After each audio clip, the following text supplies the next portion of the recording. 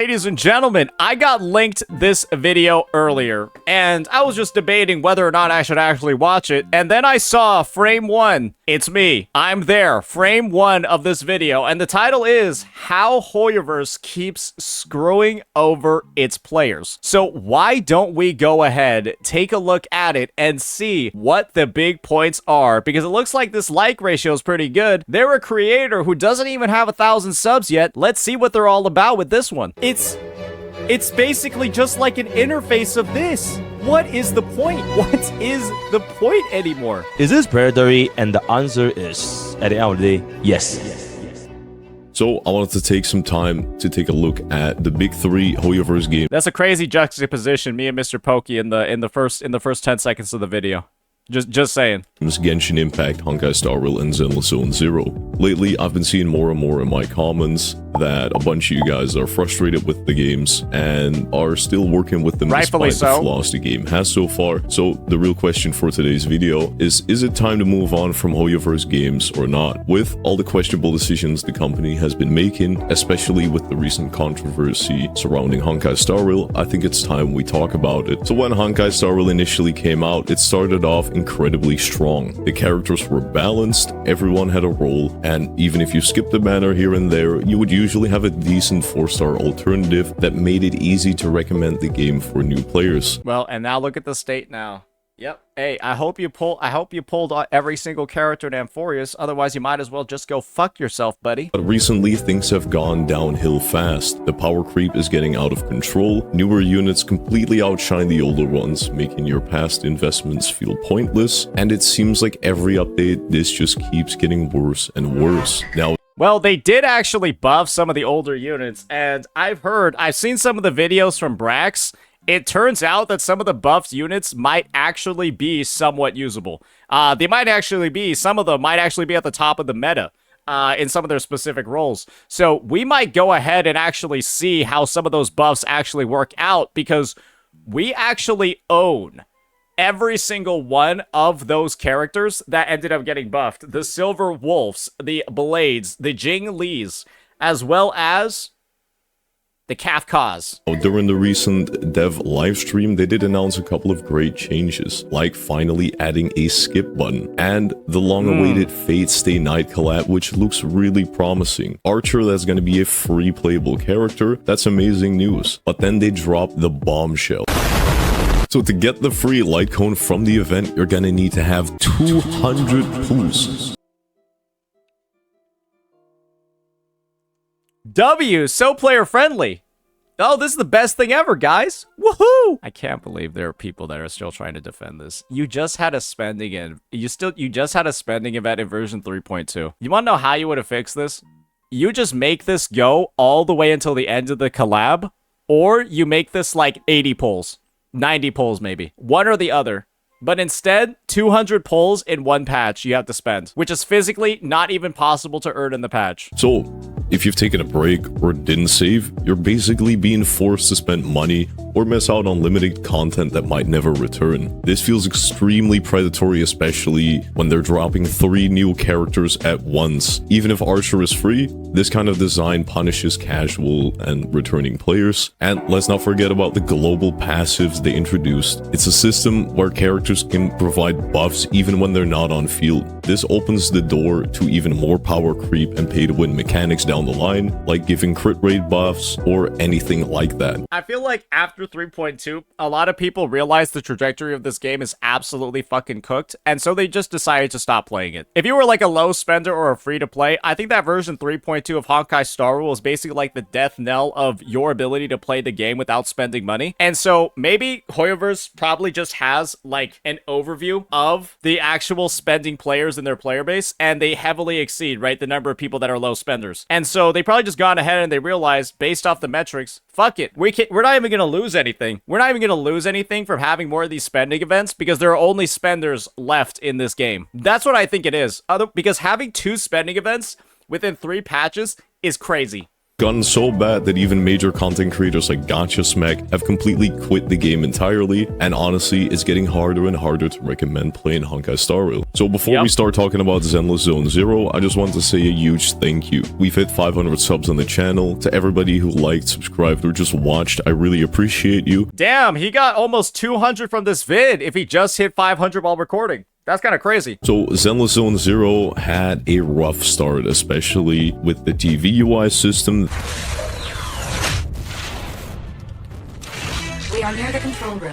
That a lot of people weren't enjoying. But I think I know why they removed Fairy from the game. People were getting PTSD from hearing her voice, because her voice was the only thing you would hear for 90% of your gameplay. We are nearing the control room. That's probably why. They probably requested that her number of voice lines just get removed from the game, because literally people are getting traumatic responses from hearing her again. thankfully, the devs actively listened to the feedback and changed it accordingly. So far, the only real concern I have was the release of Miyabi, who is significantly stronger than the other characters. But to be fair, the game is much easier overall. You can still clear endgame content with 4 stars like Billy you get for free at the start of the game. So power creep isn't a major issue yet. What I really like is that the devs seem to be actively listening and improving. That gives me a bit of hope. Zenless is the only Hoyoverse game I still recommend till this day. But uh-oh, have we been playing 2.0? I don't know. Have we been actually playing version 2.0, bucko? I don't know about that one, because as far as I'm concerned, some of the recent Shiyu defenses have not been particularly good, especially if you don't have some of the limited characters. Sure, and while in Honkai Star Rail, it's physically not possible for you to clear with 4-star units, 50 plus restarts spending 3 hours to do something that should take you 2 minutes and 30 seconds isn't really something that I feel like is like some cornerstone of like balance and like good game design, because that's what it's going to require for you to actually use 4-star teams in Zenless, because, well, they've added dumb shit like miasma, they've added useless stuff like rupture characters.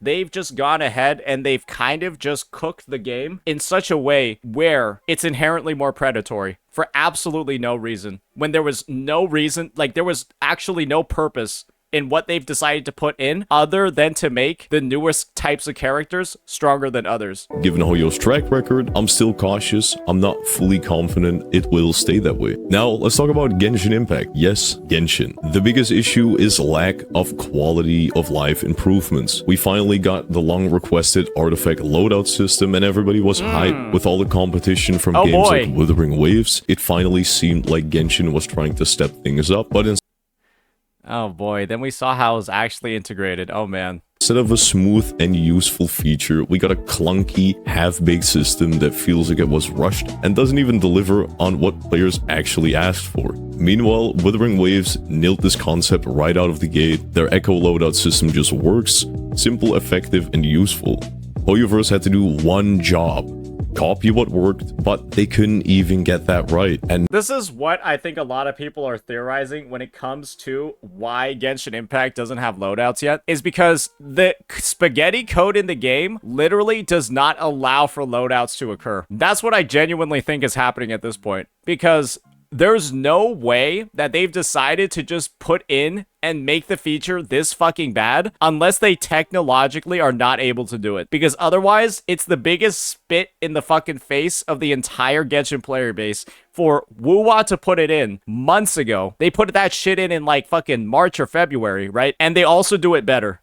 And that's less than a year into the launch of Wuwa. Brother, there's no way, right? The player base has to be feeling insulted at this point. Surely Hoyoverse doesn't care that little about what their players think. now they're fumbling the momentum they built with Fontaine, which honestly brought a lot of players back. The region was fun, the characters were interesting, They had 5 years, yeah. and it felt like a return to form. So when they heard that about Natlan, a region based on war, expectations were at an all-time high. But what we got was an Archon that felt out of place, a frustrating map, and quality of life features locked behind 5-star characters. But don't worry, you'll have people like Flip telling you this is actually good. Hey, they'll be going ahead and they'll be hype and they'll be going ahead and trying to run competitive differentiations between the playable units and Saurians to pinpoint every single weakness that the characters actually have in comparison to the Saurians. Absolutely. Oh, yep, you'll have the biggest defenders here, guys. It feels like a slap in the face to the community. So at this point, I'm basically done with Hoyoverse games, at least for now. They've consistently disappointed me and a big chunk of the player base. Will I come back if they release something truly exciting? Sure, maybe. But now, I just don't see the point of sticking around. I think that's really the case. I'm going to be honest about some of my opinions when it comes to Zenless Zone Zero. I don't actually think that Zenless Zone Zero is as bad as I'm saying it is, but it is magnified. It takes extra damage because it's a Hoyoverse game. And we've just seen over years and years and years how much Hoyo just keeps basically teabagging their players with dog shit features and dog shit monetization and just dog shit design in so many different ways. It's that I'm automatically going to assume that Zenless Zone Zero's gonna be much worse. And when you see stuff like them decreasing the quality of the 2.0 story immensely so that it's just significantly worse than what was in 1.4, and then they start adding shit like miasma, and then they basically do the equivalent of adding the remembrance class from HSR by putting in rupture. Rupture's just attack that scales slightly differently. It was not necessary for rupture units to exist, but guess what? Rupture units are going to be the ones that deal with the new enemy mechanics better. And so it's just such a confusing situation of like, why are we giving Zenless Zone Zero so much extra breadth? Like, why are we giving them so much leeway when we know what Hoyoverse does and they're doing the exact same things that have tanked the other games? And that's why I'm so harsh, and that's why I'm so critical about it. That's why I make fun of the community so much, because it's literally history repeating itself, and these guys just don't care. They're just lapping it all up when they've seen how badly a game like HSR has gotten tanked. What do you think? Are you still enjoying Hoyoverse games, or No. are you starting to feel the same way that I did? No, we felt this way for a long time. Let me know in the comments below. Don't forget to like and subscribe. Yeah, great vid.